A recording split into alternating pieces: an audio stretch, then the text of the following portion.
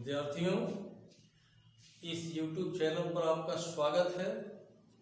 आइए आज मैं अवर्गीकृत आंकड़ों का माध्य यानी समांतर माध्य, माध्यिका अर्थात माध्यक और बहुलक ज्ञात करने का आसान तरीका बताने जा रहा हूं।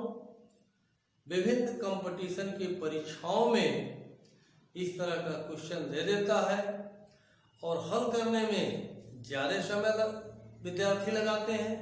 तो आज ऐसा तरीका मैं बताऊंगा कि आप बहुत ही सरल ढंग से अवर्गीकृत आंकड़े का समांतर माध्य, माध्यिका और बहुलक ज्ञात कर लेंगे। तो देखिए, सबसे पहले मैं समांतर माध्य ज्ञात करने जा रहा हूं।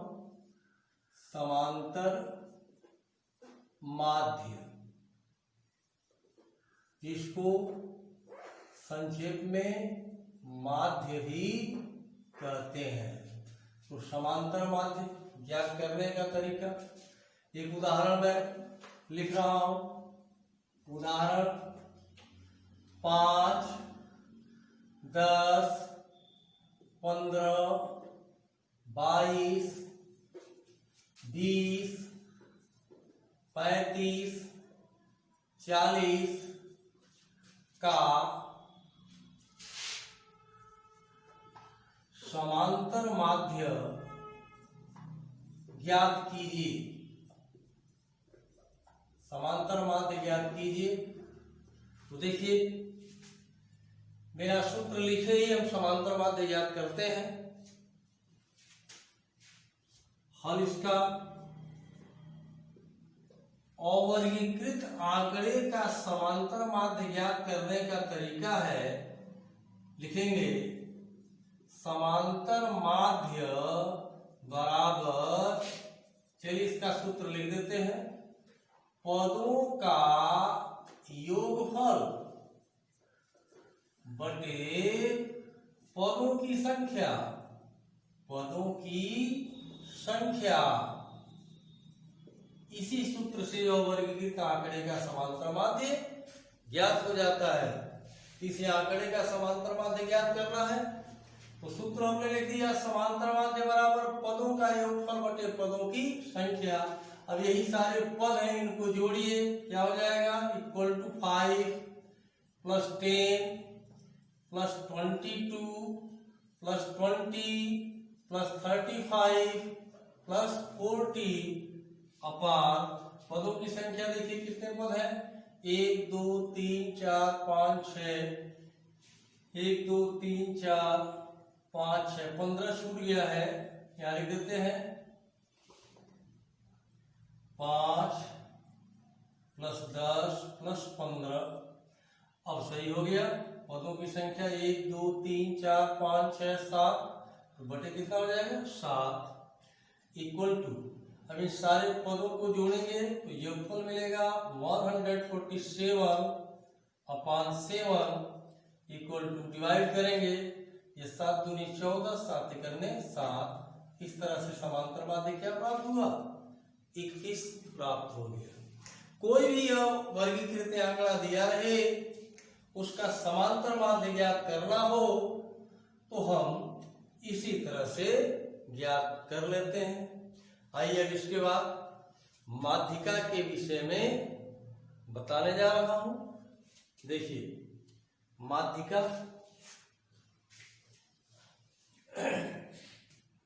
देखिए अब हम माध्यिका ज्ञात करने जा रहे हैं। माध्यिका का उदाहरण, माध्यिका का ये पहला उदाहरण है, लिखता हूं 5 7 15 17 9 19 11 17 की माध्यिका, माध्यिका ज्ञात कीजिए। देखिए बिना सूत्र का प्रयोग किए हम माध्यिका ज्ञात करेंगे। हल करता हूं। सबसे पहले ये जिन पदों का माध्यिका ज्ञात करना है, इन पदों को आरोही अथवा अवरोही क्रम में लिखेंगे, यानी छोटा से बड़ा पद के रूप में या बड़े से छोटे पद के रूप में लिखेंगे। तो आइए हम लिखते हैं, आंकड़े को आरोही क्रम में लिखने पर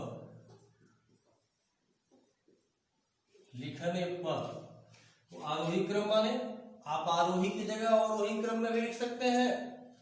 छोटे पद से छोटी संख्या से बड़ी संख्या की ओर लिखना है, इसी को आरोही क्रम कहते हैं।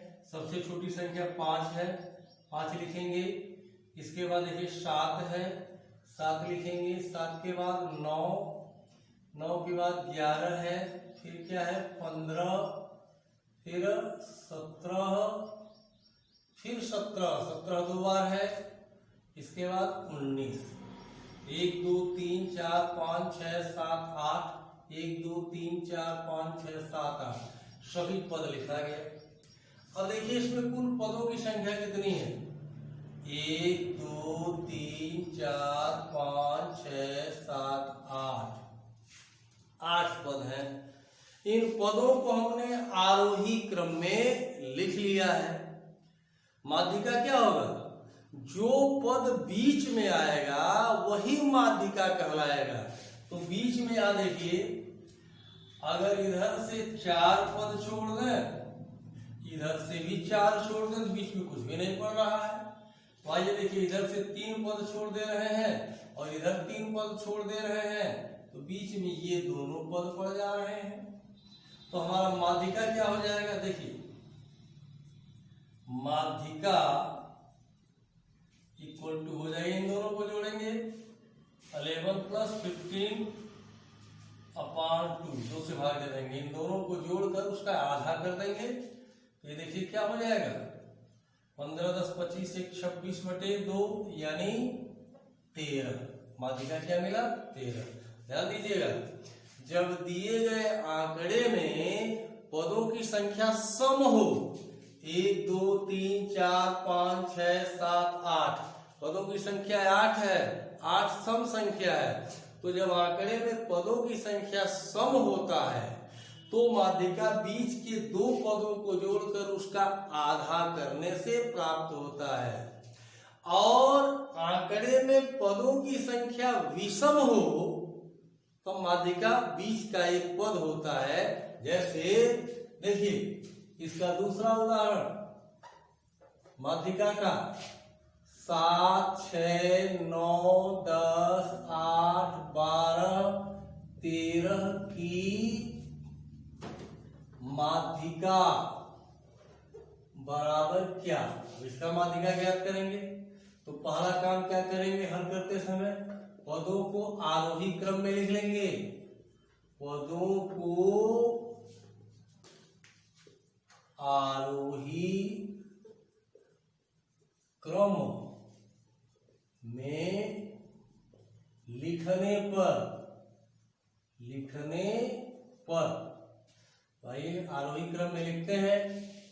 तो सबसे छोटी संख्या 6 है, इसमें सबसे छोटी संख्या 6, उसके बाद 6 एक ही है 7, 7 के बाद 8, फिर 9 है, 10 है, 10 के बाद 12, 12 के बाद 13, 1 2 3 4 5 6 7, 1 2 3 4 5 6 7।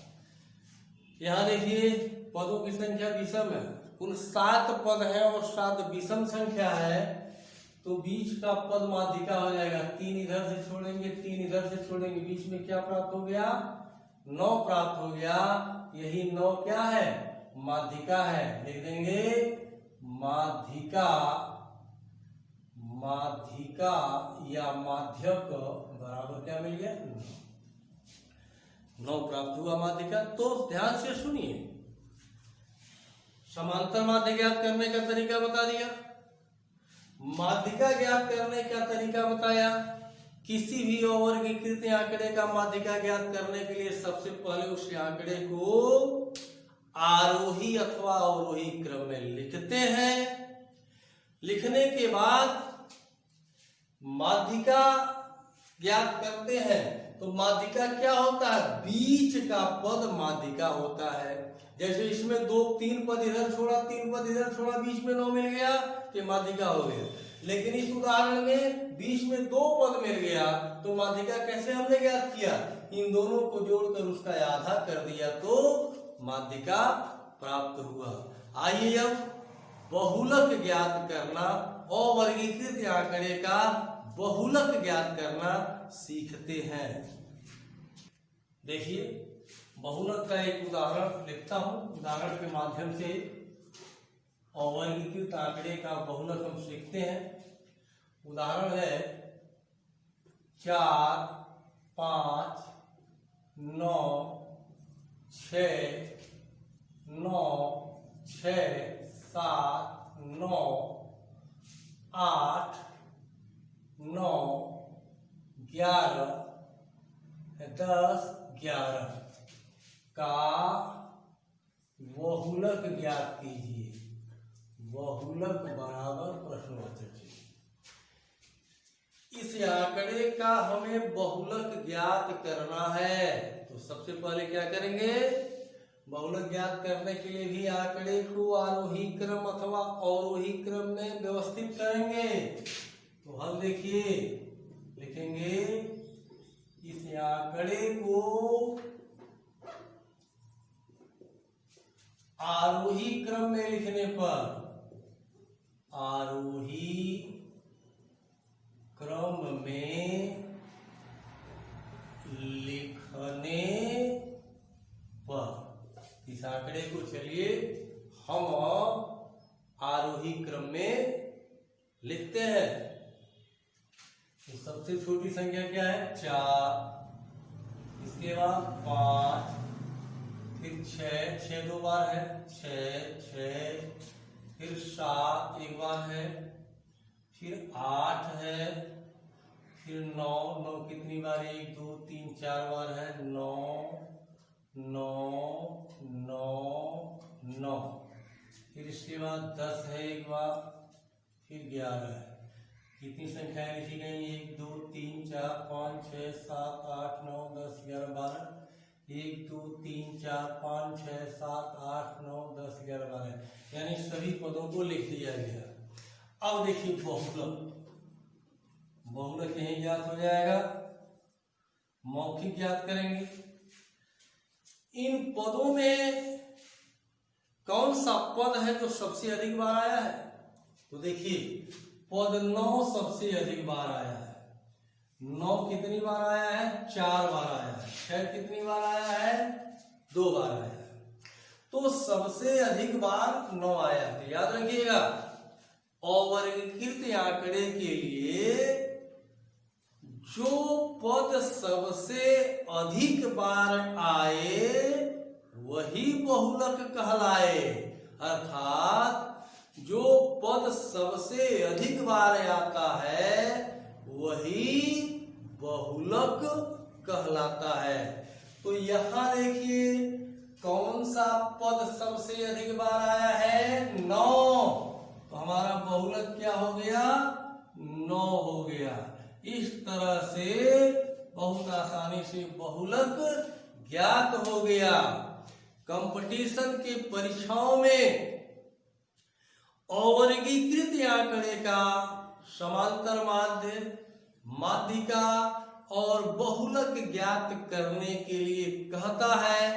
विद्यार्थी सूत्र पढ़े रहते हैं, सूत्र की सहायता से ज्ञात करते हैं। तो जो 1 मिनट आधा मिनट में निकालना चाहिए वह 3 मिनट 4 मिनट में उत्तर प्राप्त करते हैं।